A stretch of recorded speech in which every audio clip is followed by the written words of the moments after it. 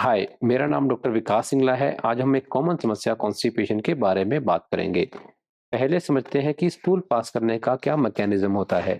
यहाँ हम रेक्टम और एनस को देख सकते हैं। रेक्टम हमारी बड़ी आंत का सबसे नीचे वाला हिस्सा है। स्टूल पास करने के दौरान रेक्टम के अंदर प्रेशर बढ़ता है और एनस रिलैक्स हो जाती है, जिससे कि स्टूल हमारे शरीर से बाहर निकलता है। अब समझते हैं कि कॉन्स्टिपेशन को हम कैसे डिफाइन करते हैं। यदि किसी व्यक्ति को एक हफ्ते में 3 बार से कम स्टूल पास होता है, इसे हम कॉन्स्टिपेशन कह सकते हैं। ऐसे मरीजों में कुछ और समस्याएं भी आती हैं।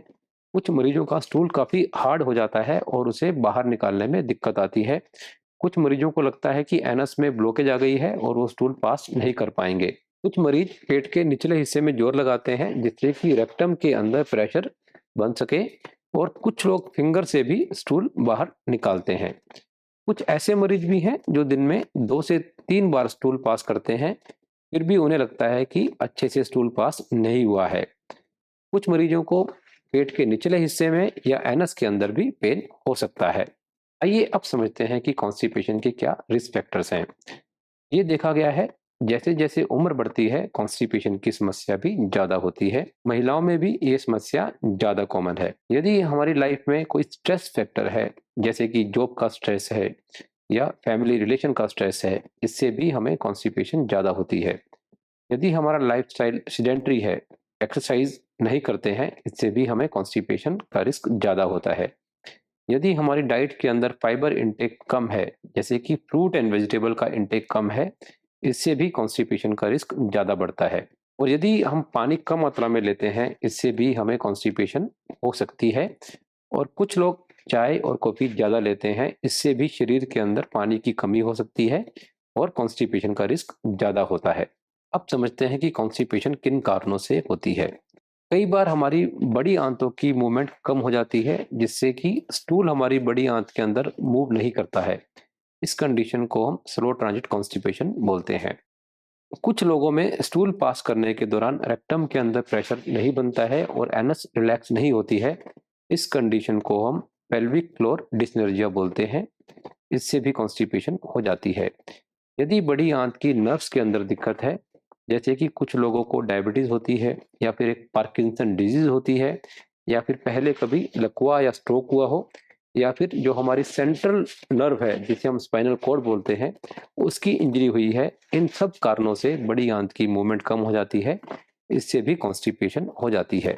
कुछ लोगों में बड़ी आंत तंग हो जाती है, जिससे कि स्टूल पास नहीं होता है। जैसे कि अगर बड़ी आंत के अंदर कोई बड़ा ट्यूमर है या पोलिप है या ट्यूबरक्लोसिस है, इन सब कंडीशन से बड़ी आंत तंग हो जाती है और इसके अंदर स्टूल पास नहीं होता है और मरीजों को कॉन्स्टिपेशन हो जाती है। कई बार हमें कॉन्स्टिपेशन के पेशेंट पूछते हैं कि उन्हें कहीं कोलाइटिस तो नहीं है। आमतौर पर कोलाइटिस के पेशेंट को कॉन्स्टिपेशन नहीं होता है। ऐसे मरीजों को डायरिया होता है, लूज मोशन होते हैं। परंतु अगर कोलाइटिस सिर्फ रेक्टम में है, इसका मतलब ये हुआ अगर बड़ी आंत के सिर्फ छोटे से हिस्से में कोलाइटिस है, ऐसे मरीजों को कॉन्स्टिपेशन हो सकती है। कई बार दवाइयों से भी कॉन्स्टिपेशन हो सकता है, जैसे ब्लड प्रेशर की दवाइयाँ, डिप्रेशन की दवाइयाँ, एसिड कम करने की दवाइयाँ, या फिर आयरन कैप्सूल। इन सभी से भी कॉन्स्टिपेशन हो सकता है। इसके अलावा अगर ब्लड के अंदर कैल्शियम ज़्यादा है या मरीज को थायराइड की समस्या है, थायराइड हार्मोन कम बनता है, इससे भी कॉन्स्टिपेशन हो सकता है। कॉन्स्टिपेशन के मरीजों को कुछ कॉम्प्लिकेशन भी हो सकती हैं, जैसे कि अगर स्टूल हार्ड है तो इसमें एनस के अंदर एक कट लग जाता है, इसे हम एनल फिशर बोलते हैं। तो जब भी मरीज स्टूल पास करता है, उस दौरान एनस के अंदर काफ़ी सीवियर पेन होता है। ऐसा लगता है जैसे एनस को चाकू से काट दिया हो, और साथ में ब्लीडिंग भी हो सकती है। इस कंडीशन को हम एनल फिशर बोलते हैं। कुछ लोगों में एनस की वेन फूल जाती हैं, जिसे हम बवासीर, पाइल्स या हेमरोइड बोलते हैं, और इससे ब्लीडिंग हो सकती है। कॉन्स्टिपेशन के मरीजों को बड़ी आंत के अंदर खड्डे या आउट पॉचिंग हो जाती है, जिसे हम डाइवर्टिकुलम बोलते हैं। डाइवर्टिकुलम होने से मरीज को या तो ब्लीडिंग हो सकती है, या फिर कई बार पेट में सीवियर पेन भी हो सकता है, और कई बार ये डाइवर्टिकुलम साइलेंट भी हो सकते हैं। तो जब भी हमारे पास कॉन्स्टिपेशन के मरीज आते हैं, पहले हम मरीज से बात करते हैं और जानने की कोशिश करते हैं कि कोई अलार्मिंग सिम्टम तो नहीं है। ये अलार्मिंग सिम्टम इंडिकेट करते हैं कि पेट में कोई सीरियस बीमारी हो सकती है। जैसे कि अगर स्टूल में ब्लड आ रहा है या पेट में सीवियर पेन है या फिर वेट लॉस हो रहा है या फीवर है, इसका मतलब है कि कोई पेट के अंदर सीरियस प्रॉब्लम हो सकती है। इसके अलावा अगर कॉन्स्टिपेशन का ऑनसेट ओल्ड एज में हुआ है, इसका मतलब ये हुआ कि जिंदगी भर कॉन्स्टिपेशन नहीं था, परंतु ओल्ड एज में जाकर पहली बार कॉन्स्टिपेशन हुआ है, इसका भी मतलब होता है कि कोई सीरियस प्रॉब्लम हो सकती है। कॉन्स्टिपेशन के मरीजों को पहले हम दवाइयों से ठीक करने की कोशिश करते हैं। यदि दवाइयों से पेशेंट रिस्पॉन्ड नहीं करता है या फिर अलार्मिंग सिम्टम है, ऐसे मरीजों के हम टेस्ट करवाते हैं। सबसे पहले हम ब्लड टेस्ट करवाते हैं। हम ब्लड के अंदर हीमोग्लोबिन, कैल्शियम और थायराइड हार्मोन की मात्रा चेक करते हैं। इसके बाद हम कुछ स्पेशल टेस्ट करवाते हैं, जैसे कि कोलोनोस्कोपी। कोलोनोस्कोपी के दौरान हम बड़ी आंत के अंदर एक एंडोस्कोप या कैमरा डालते हैं और पूरी बड़ी आंत को स्टडी करते हैं।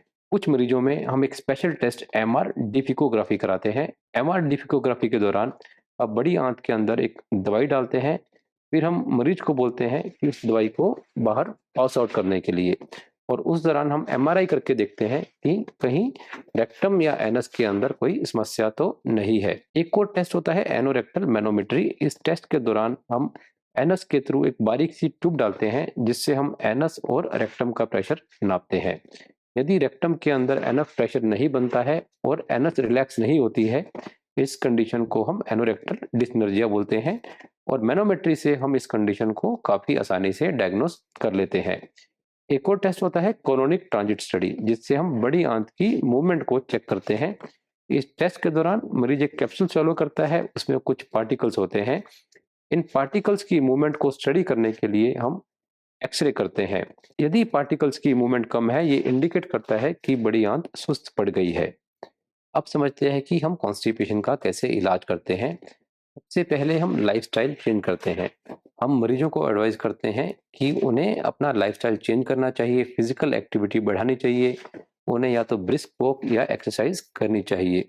इसके बाद हम डाइटरी फाइबर को बढ़ाने की सलाह देते हैं। इसके लिए हम मरीजों को सलाह देते हैं कि उन्हें अपना फ्रूट एंड वेजिटेबल इंटेक बढ़ाना चाहिए, और उसके अलावा जब चपाती बनाते हैं आटे को छानना नहीं है, इससे भी फाइबर इंटेक ज़्यादा बढ़ता है।